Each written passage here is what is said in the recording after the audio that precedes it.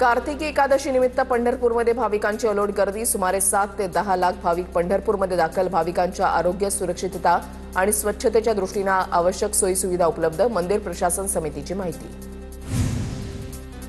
कार्तिकी एकादशी निमित्त पंढरपूर गजबजलं। विठ्ठल रुक्मिणी मंदिराला आकर्षक फुलांची सजावट। मंदिर सजावटीसाठी तब्बल 5 टन फुलांचा वापर। पंढरपूरमध्ये उपमुख्यमंत्री शिंदे आणि मंत्री भरत गोगावलेंनी फुगडी खेळण्याचा आनंद लुटला। शिंदे आणि गोगावलेंकडून ज्ञानोबा माऊली तुकारामाच्या नामाचा गजर। पंढरपुरात रात्री मुसळधार पाऊस। अचानक आलेल्या पावसामुळे भाविकांची तारांबळ। मंदिर परिसर, प्रदक्षिणा मार्ग परिसरामध्ये भाविकांना पावसाचा त्रास। उद्धव ठाकरेंच्या उपस्थितीमध्ये आज शिवसेना पदाधिकाऱ्यांची बैठक। सत्याच्या मोर्चानंतर आज शिवसेना भवनामध्ये दुपारी 12 वाजता बैठक होणार। आमदार खासदारांसह प्रमुख पदाधिकाऱ्यांना ठाकरे मार्गदर्शन करणार। सत्याच्या मोर्चातून उद्धव ठाकरेंची युतीची घोषणा। आम्ही एकत्र आलोय ते मराठी माणसासाठी। मूठ आवळलेला फोटो मतचोरांच्या बादशहाला पाठवा, उद्धव ठाकरेंचा निशाणा। सत्तेचा गैरवापर झाला आहे पवार। 50 वर्षांनंतर बोलतायत आश्चर्य। शरद पवारांच्या टीकेवरून संजय शिरसाटांचा टोला। सत्ता भोगली तेव्हा पवारांना या गोष्टीचा विचार आला नाही, शिरसाटांची टीका। सत्याच्या मोर्चाविरोधात भाजपचं मुका आंदोलन। लोकसभेतही विरोधकांकडून फेक नरेटिव्ह पसरवण्यात आलं होतं, रवींद्र चव्हाणांचा आरोप। राज ठाकरेंना खासदार आमदार कोण हे सुद्धा माहिती नाहीत। राज ठाकरेंना जुने सहकारी संदीपान भुमरे माहिती नाहीत का? राज ठाकरेंच्या टीकेवरून विलास भुमरेंचा सवाल। लोकशाही टिकवण्यासाठी दंडुका घेण्याची वेळ आली तरी घेऊ, पवारांच्या राष्ट्रवादीच्या रोहित पवारांचा इशारा। सत्याच्या मोर्चावेळी शरद पवार यांची गैरसोय झाल्यानं सुप्रिया सुळे स्टाफवर संतापल्या।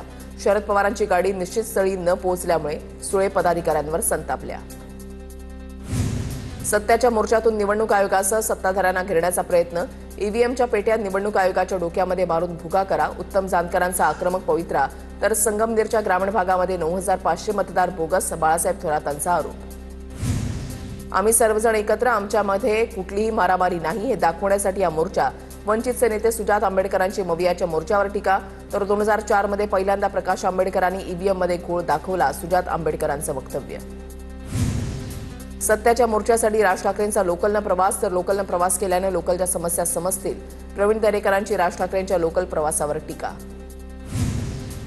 शिंदेंच्या अंगामध्ये साठूगिरी आणि बदमाशगिरी नाही, राज ठाकरेंनी केलेल्या टीकेवर मंत्री भरत गोगावलेंचं उत्तर। घोडा मैदान जवळ आहे, दूध का दूध पाणी का पाणी होईल, गोगावलेंचं वक्तव्य। जैन बोर्डिंग प्रकरणामध्ये केंद्रीय मंत्र्यांचा हस्तक्षेप दिसतोय। राजकीय दबावाशिवाय एका दिवसामध्ये जमिनीचा व्यवहार होणार नाही, अतुल लोंढेंचा मुरलीधर मोहोळ यांच्यावर निशाणा।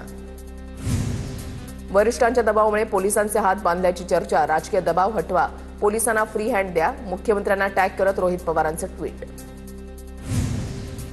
महिला डॉक्टर आत्महत्या प्रकरणी एसआयटीची स्थापना। महिला आयपीएस तेजस्वी सातपुतेंच्या नेतृत्वात एसआयटी स्थापन, तत्काळ तपास सुरू करण्याचे आदेश।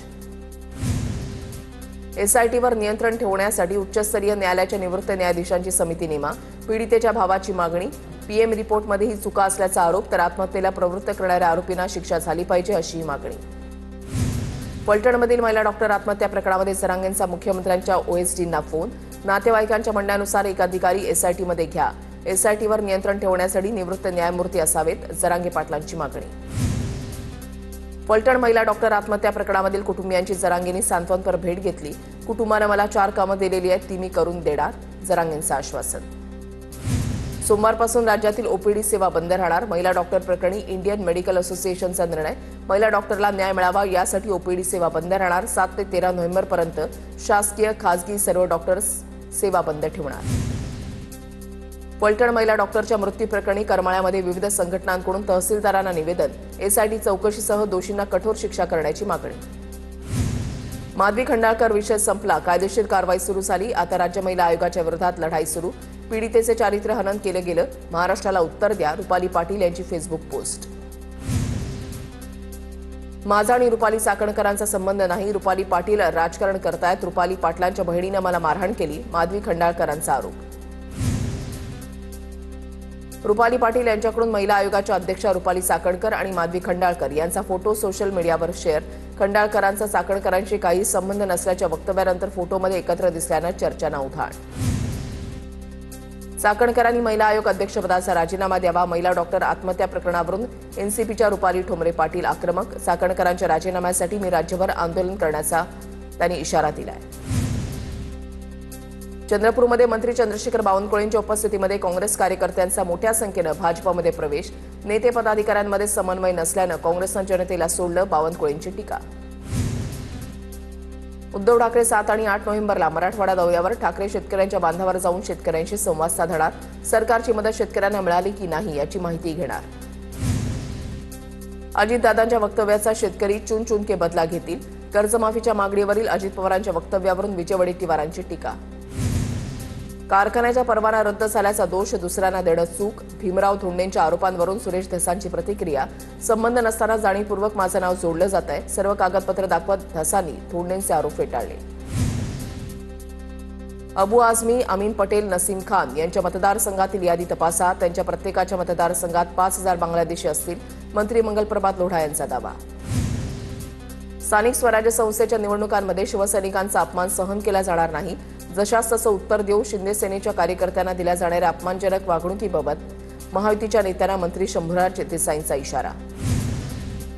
पुणे पदवीधर निवडणुकीमध्ये महायुतीमध्ये संघर्ष होण्याची चिन्ह. चंद्रकांत पाटलांकडून पदवीधर साडी शरद लाड यांची उमेदवारी जाहीर. तर भैया मानेंना उमेदवारी देण्यासाठी हसन मुश्रीफ आग्रही. भारतीय संघाचे माजी कर्णधार मोहम्मद अझरुद्दीन यांची नवी इनिंग. तेलंगणा सरकारमध्ये अझरुद्दीन यांनी मंत्रिपदाची शपथ घेतली. मोहम्मद अझरुद्दीन तेलंगणा सरकारमधील पहिले मुस्लिम मंत्री. इंडिगोच्या विमानासह मुंबई विमानतळावर इमर्जन्सी लँडिंग. जेद्दाहून हैदराबादला जाणारं विमान मुंबईमध्ये उतरवण्यात आलं. सुरक्षेचा धोका उद्भवल्यानं विमानाचं मुंबईमध्ये इमर्जन्सी लँडिंग. नवी मुंबईच्या तळोजामध्ये 70 वर्षीय वृद्धाकडून 10 वर्षीय मुलीवर दारू पाजून अत्याचार. जन्मदात्या आईनंच पैशांसाठी मुलीचा सौदा केल्याचं उघड. मुलीची आई आणि नराधमाला पोलिसांनी बेड्या ठोकल्या. अकोल्यामधल्या अक्षय नागलकर हत्या प्रकरणामध्ये नवी माहिती समोर. अक्षय नागलकरच्या हत्येमध्ये 2 देशी पिस्तुलं आणि कोयत्याचा वापर.